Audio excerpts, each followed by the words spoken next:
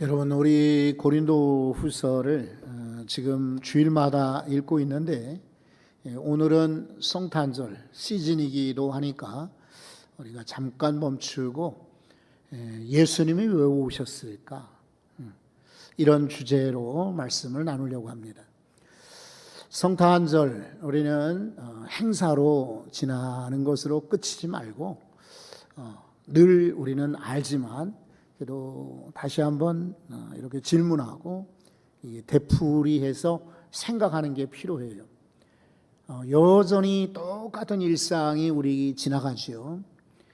작년에도 그 전에도 전해에도 오래전에도 성탄절은 있었어요. 그렇지만은 이것은 우리가 지키는 성탄절로 그쳐서는 안 되고 내게 어떤 의미가 있나 이거 살펴보는 것 필요한 줄 압니다.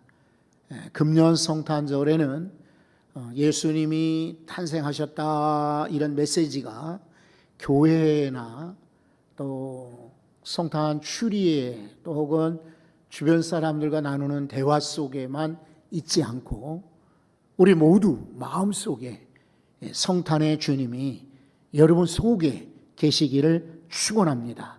축원합니다. 그렇다면 예수님은 왜 오셨을까? 이런 주제로 한번 생각을 해볼 필요가 있어요. 원래 이 예수님의 오심은 성경의 예언이지요. 구약시대 때부터 쭉 예언을 했던 것이 성탄에 예수님이 실제로 오신 거예요. 그러니까 예언은 어긋나는 법이 없어요. 사람의 예언은 틀릴 수도 있고 늦어질 수도 있고 문제일 수도 있지만 성경의 예언은요 정확해요. 예수님이 오신다 이미 예언하셨기 때문에 그 예언이 이루어진 줄로 믿습니다. 또 여러분, 이것은 이 세속적 역사가들, 그러니까 세상의 역사가들도 다 증언하고 있는 사실입니다. 그러니까 예수님의 탄생, 성탄절은 어떤 사람들이 만들어낸 옛날 얘기가 아니에요. 그리고 신화 이런 거 아니에요. 실제로 있었던 사건이죠. 역사가들이 얼마나 많이 역사에 기록을 해놓고 있습니까? 그리고 여러분, 이 성탄절 때문에 수많은 인생들이 변했습니다. 세계 역사는 물론이지만 많은 그런 사람들의 생각과 많은 이들의 삶이 변화되었습니다. 그래서 음악가들은 성탄을 주제로 노래를 지어 부르기도 만들기도 했고, 화가들은 성탄을 주제로 그림을 그리기도 예술작품을 남기기도 했습니다. 작가들은 성탄을 주제로 영화나 소설, 드라마, 오페라 할 것 없이 많은 작품들을 만들어내지 않았습니까? 어느 정도냐면 BC, 예수님 오시기 전, 그리고 AD, 예수님 오시기 이후로 이렇게 세계 역사를 구분지을 정도로 예수님의 탄생은 놀라운 역사적인 그리고 예언의 사건인 동시에 각 사람의 마음에 변화를 주는 그런 사건이었어요. 오늘 다시 한번 강조하지만 바로 예수님의 이 탄생이 여러분 마음 가운데 있기를 소원합니다. 왜냐하면 예수님은 이 땅에 말씀으로 오셨기 때문이죠. 말씀이 육신이 되었어요. 이게 바로 성탄인 거예요. 자, 우선 1절, 저 위에 요한복음 1장 1절을 한번 보십시오. 같이 읽어봅니다. 태초에 말씀이 계시니라. 이 말씀이 하나님과 함께 계셨으니 이 말씀은 곧 하나님이시니라. 아멘. 여기 말씀이라고 나오죠. 이 말씀을 예수님이라고 한번 바꾸어서 다시 한번 읽어보면 어떨까 싶어요. 말씀 대신에 누구? 예수라. 그러면 한번 다시 읽어보겠습니다. 태초에 예수님이 계시니라. 이 예수님이 하나님과 함께 계셨으니 이 예수님은 곧 하나님이시니라. 아멘. 이게 세 가지예요. 첫째, 바로 말씀은 하나님이라는 말이에요. 그리고 두 번째, 말씀은 오늘 이 성경이 말씀이에요. 그리고 세 번째, 예수님이 곧 말씀인 거예요. 그렇다면 우리는 오늘 1절과 같이 이 세 번째 말씀, 예수님이 이 땅에 오셨다.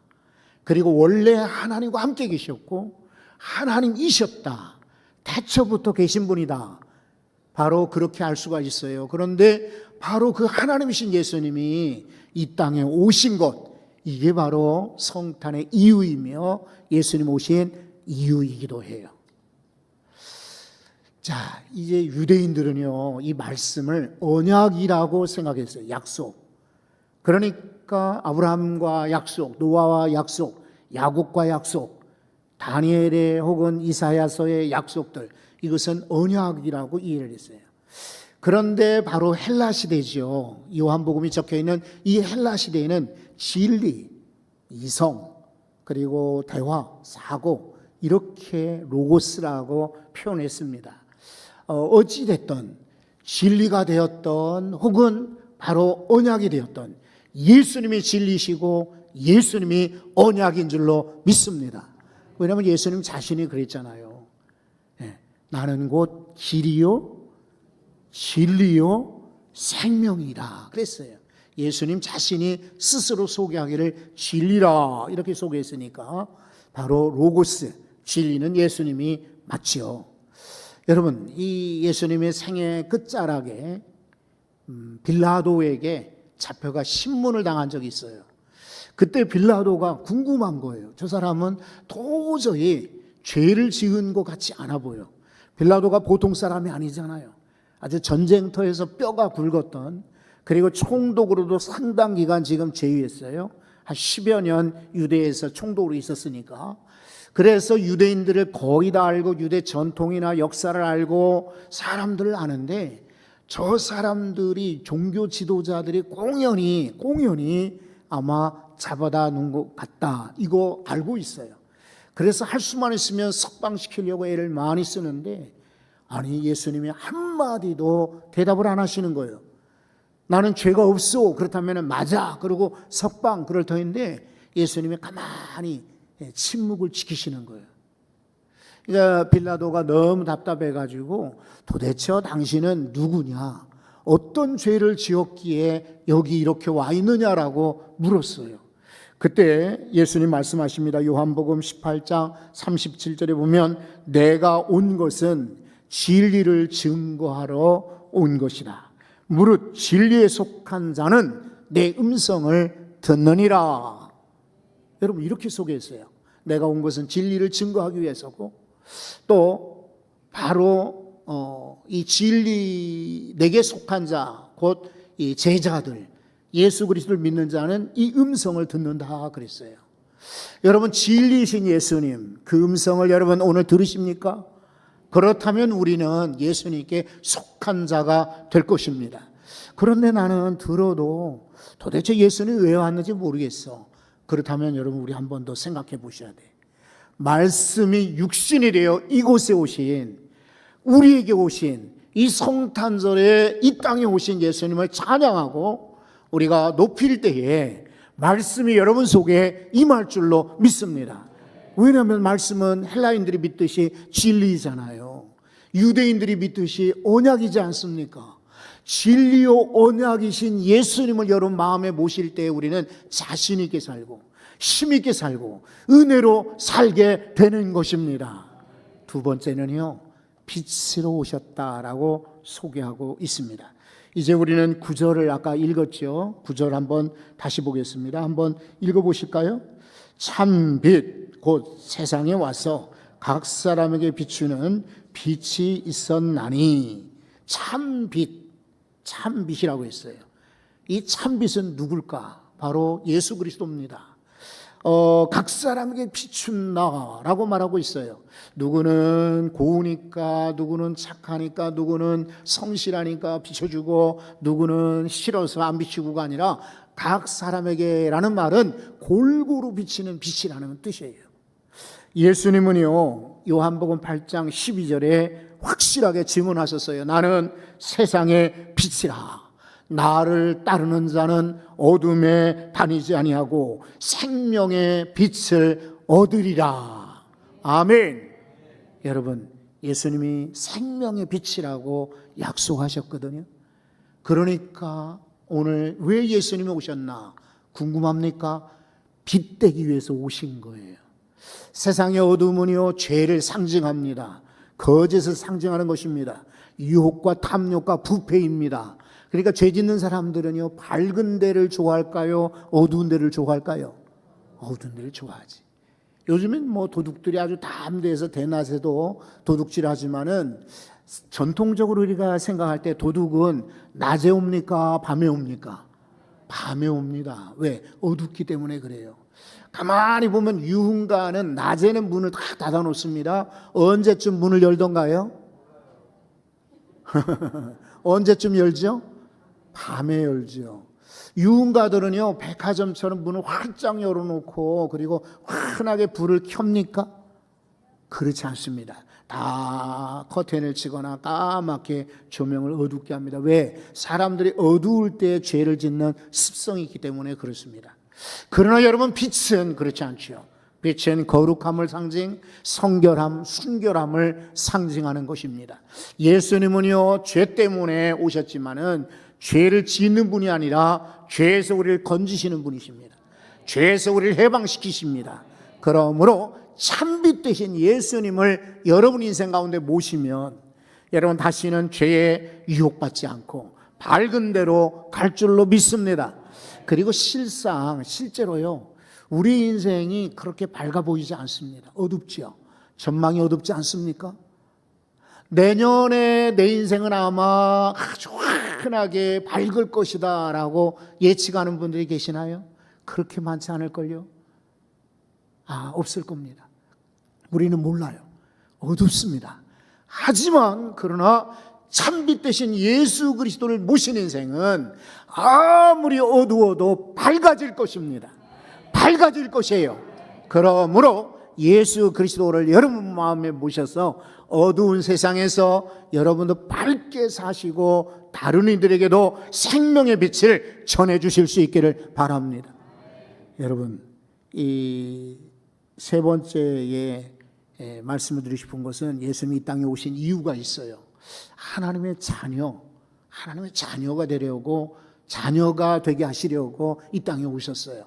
그 전에 한번 11절과 12절을 연하여 한번 읽어보도록 하겠습니다.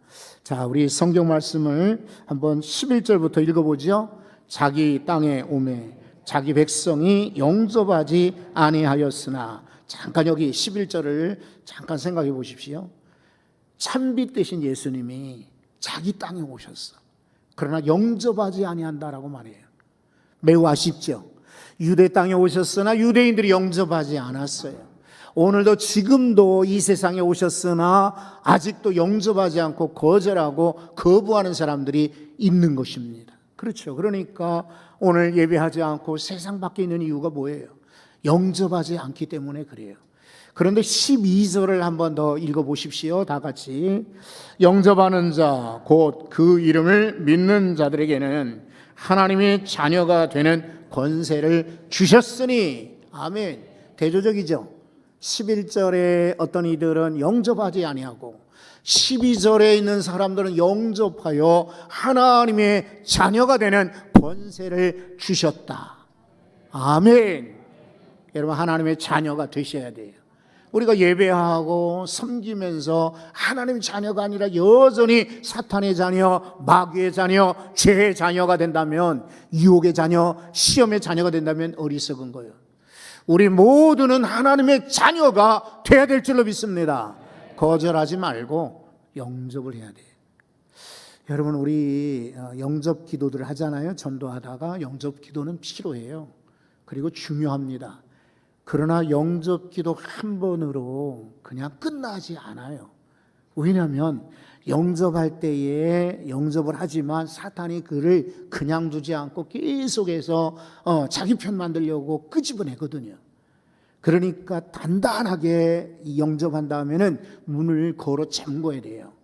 예수님 내 마음에 오십시오라고 영접한 다음에 그 다음에 어리석게 문을 활짝 열어놓고 그래 뭐 사탄이 뭐 유혹하든 말든 시험에 들든 말든 죄를 짓든 말든 이렇게 해서는 안 돼요. 영접하셨거든. 그 영접한 예수님을 내 마음에 고이 깊숙이 그리고 끝까지 간직하셔야 됩니다.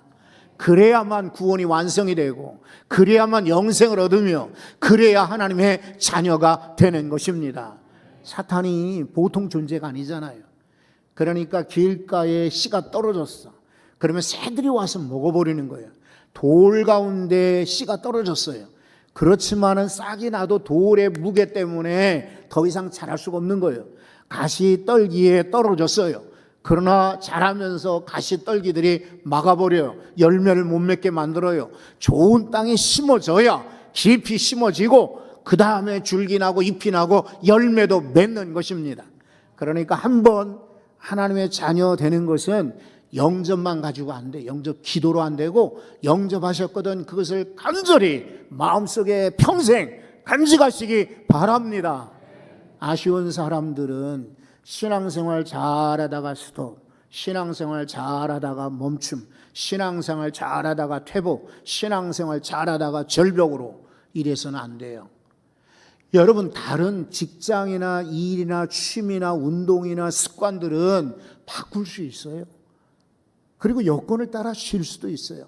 한겨울에도 막 나가서 운동하다가 위험한 경우가 있잖아요. 그러니까 쉴 수는 있어요. 그러나 영접하는 것은 쉬면 안 됩니다. 중단하시면 안 됩니다. 뒤로 돌아가시면 안 됩니다. 끝까지 예수 그리스도 붙들고 사시기 바랍니다.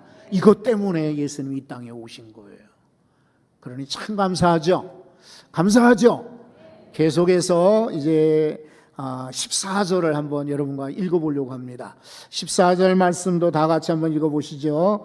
말씀이 육신이 되어 우리 가운데 거하심에 우리가 그의 영광을 보니 아버지의 독생자의 영광이요 은혜와 진리가 충만하더라. 아멘.